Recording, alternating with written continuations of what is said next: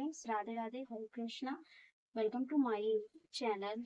Let's study with me. आज हम लोग पता करने वाले जानने वाले हैं कि सीटेट एग्जाम का क्या पैटर्न रहता है, कितने पेपर होते हैं, क्या टाइम ड्यूरेशन रहता है, कितने मार्क्स का आता है, नेगेटिव मार्किंग होती है कि नहीं। चलिए हम लोग अपने टॉपिक पे आते हैं। जैसा कि आप लोग जानते हैं कि जो सीटेट पेपर होता है ये सेंट्रल लेवल पर होता है। आप ये पेपर देने से आप स्टेट पे मतलब इंडिया के कोई भी स्टेट पे वैकेंसी आती है तो अप्लाई कर सकते हैं। हालांकि इस समय ये हो रहा है कि हर स्टेट अपना अपना एग्जाम सेट का लेने लगी, पर ये फिर से मतलब हो रहा है कि सीटी का हर स्टेट पे वैलिड कर दिया जाएगा। तो हम आज ये पता इसलिए जानने वाले हैं कि सीटी का क्या एग्जाम पैटर्न रहता है, क्या सिलेबस रहता है, कितने मार्क्स का आता है।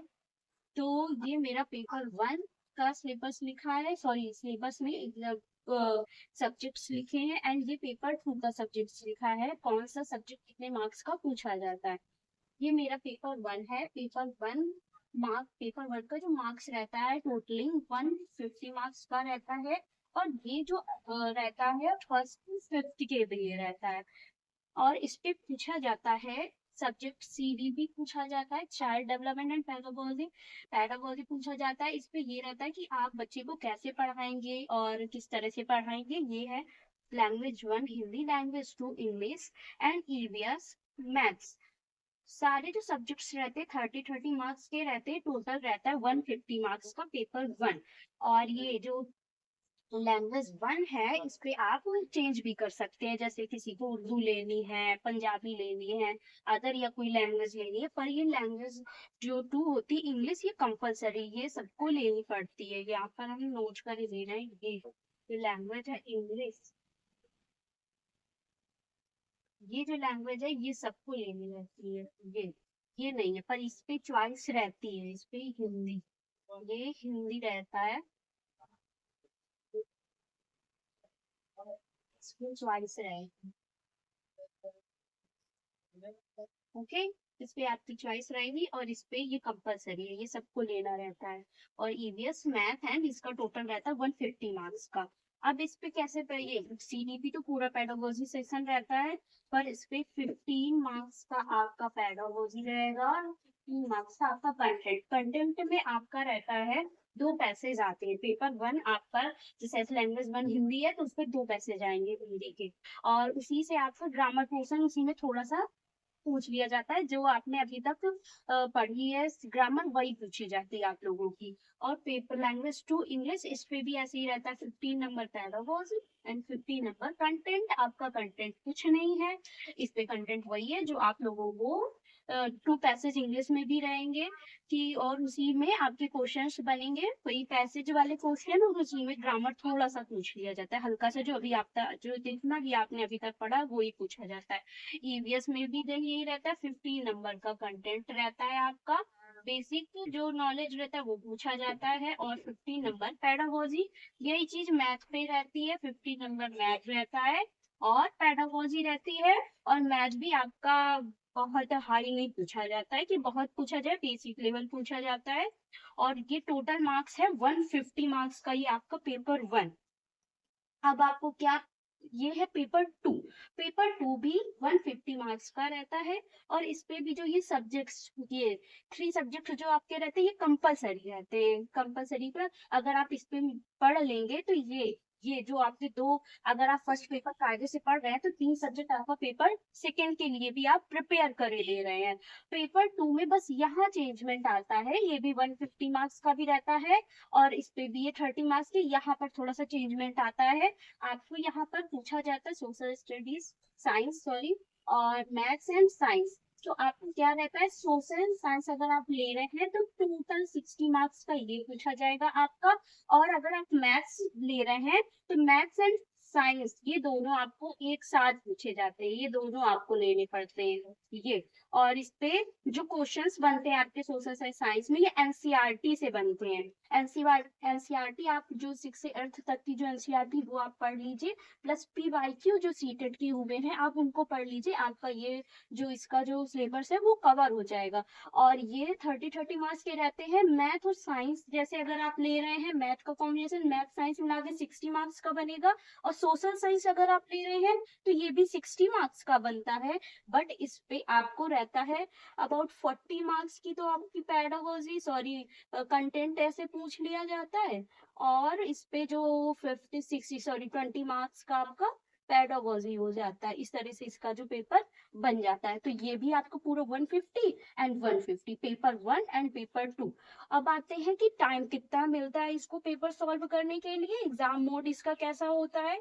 तो इसका जो ड्यूरेशन रहता है ये 150 मिनट रहता है, 150 अराउंड 2.5 घंटे, 2 hours and half an hour.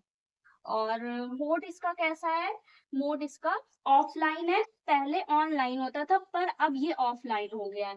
Negative marking नहीं होती इस पे, आप पूरा पेपर सॉल्व कर सकते हैं। पहले तो आपको पहले तो पढ़ना है कि आप पढ़ के पेपर सॉल्व करेंगे तो ज्यादा अच्छा होगा, पर निगेटिव मार्किंग नहीं होती तो आपको जो चीज नहीं आती आप वो भी कर सकते हैं। और ये इसका जो सिलेबस है वो डिफाइंड है, जो एग्जाम के क्वेश्चंस और पैटर्न है वो मतलब रिपीट होते हैं, ऐसा कहने का मतलब है। अगर आप पीवाईक्यू सॉल्व कर लेते हैं एक बार ये सिलेबस पढ़ने के बाद तो आपका जो इसका जो सिलेबस है वो पूरा डिफाइंड रहता है, और इस पे टाइम अच्छा खासा रहता है। आपको 1 क्वेश्चन के लिए 1 मिनट मिलता है पूरा, और सिलेबस प्लस पीवाईक्यू ये बहुत मेन है। इसको आप पूरा एकदम इस पेपर का सारी समझ लीजिए। आप सिलेबस एक बार, डिफाइंड सिलेबस है, सिलेबस पढ़िए एंड पीवाईक्यू सॉल्व करिए, पूरा पेपर इसका क्लियर हो जाएगा। और अगर पीवाईक्यू सॉल्व कर रहे हैं तो आप जो 4 इयर्स के पिछले हैं पीवाईक्यू उनको सॉल्व करिए पहले। और ये क्वालिफाइंग एग्जाम है, इस पे कोई कट ऑफ नहीं निकलता है, ये क्वालिफाई करना होता है। और अगर आपको जैसे प्रॉब्लम हो रही है, वैसे तो मैं आपको दिखा रही हूँ, ये मैंने किरण पब्लिकेशन के ये लिए थे सॉल्व करने के लिए पेपर। पेपर ये 1 का होगा, अगर आपको शो हो रहा होगा, ये सॉल्व किए थे ये मैंने। और ये किरण पब्लिकेशन के अच्छे हैं, थोड़ा सा मिस्टेक इस पे ज्यादा निकलती है, पर आप जब सिलेबस पढ़ लेते थोड़ा समझ लेते तो वो मिस्टेक्स भी आप कवर कर लेते। और ये लिया था, ये दोनों पेपर मैंने लिए थे और नोट्स रिवाइज किए थे हिमांशी मैम के। और फिर उसके बाद अगर आपको जैसे आप नहीं ले पा रहे हैं, अभी प्रॉब्लम है या नहीं जा पा रहे हैं, तो आपको अगर पीवाईक्यू चाहिए तो ये सीटेट की ऑफिशियल वेबसाइट है, CTET NIC इन। यहाँ पर आप ये सो गूगल पे डालिए, सर्च करिए, आ जाएगा। फिर आप स्क्रॉल करिएगा, नीचे लिखा रहेगा क्वेश्चन पेपर, तो आप क्वेश्चन पेपर में क्लिक करिएगा। 2018 से अभी तक जितने भी पेपर हुए हैं सीटेट के सारे पेपर इस पे है।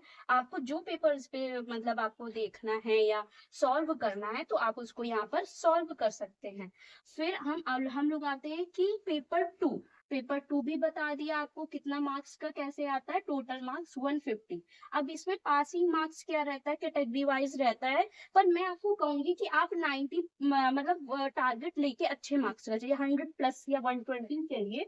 और इस पे वैसे भी अगर आपको करना ही है कि तो जनरल जो होती कैटेगरी के लोग उनका 90 नंबर होता है पासिंग, एंड SC ST और OBC जो लोग होते हैं उनका रहता है 82 पासिंग मार्क्स सीटेट पे रहता है।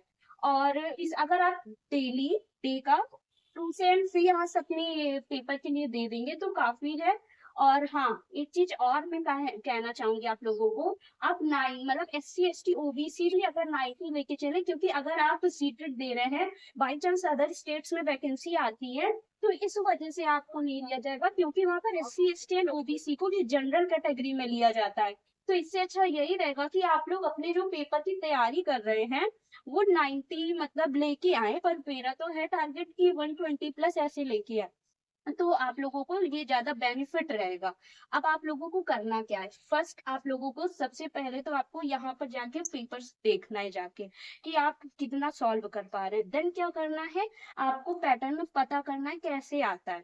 फिर उसके बाद आपको क्या करना है कि आपको जो नोट्स हैं बता दूंगी मैं कहाँ से कैसे लेने हैं, वो सारे देखने पढ़ने।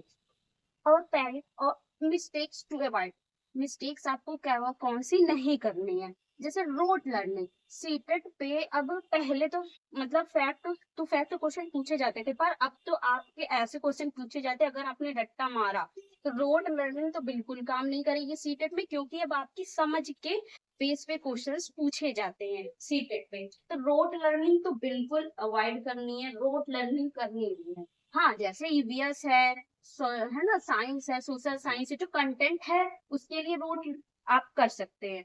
बट जो पेडागोजी है, सीटेट पे सबसे ज्यादा मेन होता है पेडागोजी सेक्शन। अगर आपने पेडागोजी कर ली तो आपको कंटेंट कंटेंट का तो सबको नॉलेज होता है, क्योंकि वो जो आपने अभी तक पढ़ा है वही पूछा जाता है। पर पेडागोजी एक ऐसा सब्जेक्ट है जो अभी आपने पढ़ा है, आपने टीचिंग जो है, आप जो टीचिंग डिप्लोमा कर रहे हैं, बीएड बीटीसी, उस पे जो पढ़ रहे हैं ना, तो वो थोड़ा सा नया हो जाता है। फिर उसके बाद यहाँ पर उसके बेस पे क्वेश्चंस बनते हैं, तो रोट लर्निंग करनी नहीं है। Not give enough time to practice. अगर आप प्रैक्टिस पे टाइम नहीं देंगे, ये गलती मुझसे भी हुई थी कि मैं जब फर्स्ट टाइम मैंने सीटेट दिया था, तो बस ऐसे ही मान लो कि रोटी लर्निंग कर ली थी हमने, तो और प्रैक्टिस नहीं की थी, तो मेरा सीटेट नहीं हो पाया। But second time, next time जब मैंने सीटेट दिया, तो यही जो मैंने ये आपको दिखाई किरण पब्लिकेशन के, ये पूरे सॉल्व किए, तो मेरा जो अंडरस्टैंडिंग हो गई क्वेश्चंस की वो बहुत अच्छी हो गई। क्योंकि कभी कभी आप लोग पढ़ लेते हैं, फिर उसको आप सॉल्व नहीं करते, तो उतनी अच्छी आपकी अंडरस्टैंडिंग बनती नहीं। और ग्रामर, ग्रामर और न्यू पैटर्न इस समय पूछा जा रहा है सीटेट का, अजर्सन एंड रीजनिंग वाला, कथन कारण वाला, कि आपको एक दे देंगे कि ये ऐसा होता है, फिर उसका मतलब आपको कारण बताएंगे क्यों कैसा होता है। तो अगर दोनों एक दूसरे से मैच कर रहे हैं, तो ये आप कब कर पाएंगे? ये क्वेश्चंस आपके जो इसका सिलेबस है, उसी सिलेबस के टॉपिक से क्वेश्चंस मैं आपको बताऊंगी कैसे क्वेश्चंस बनते हैं। पहले सिलेबस, फिर उसके बाद क्वेश्चंस, वन बाय वन चीज आपकी कवर करा दूंगी। और ग्रामर में आपको बहुत फोकस नहीं करना कि ग्रामर पूछी जा रही है, आप ग्रामर ही पढ़े पढ़े हैं। मेन फोकस आपको पेडागोजी पार्ट पे करना है। हर सब्जेक्ट की आती है ग्रामर, जो आपने अभी तक पढ़ी है वही आती है। और ग्रामर कैसे आती है? जो पैसेज रहेंगे उसी से थोड़ी ग्रामर पूछ ली जाती है। तो ग्रामर थोड़ी बहुत आपको नॉलेज होगी, नहीं है तो एक दो वीडियो देख लीजिए, बस आपकी ग्रामर कवर हो जाएगी। तो इस तरह से ये पूरा पैटर्न बनता है पेपर का आपका। और अगर आप थोड़ा टाइम भी इस पे दे देंगे, तो ये पेपर आपका क्लियर हो जाएगा। और बाकी कल मैं आपको इसका जो सिलेबस है सारी सब्जेक्ट्स का, वो आपको प्रोवाइड पहले बता दूंगी। फिर मेरा जो चैनल है, इसी पे व्हाट्सएप चैनल में आपको मैं उसकी पीडीएफ भी डाउनलोड करके डाल दूंगी। ओके, हरे कृष्णा।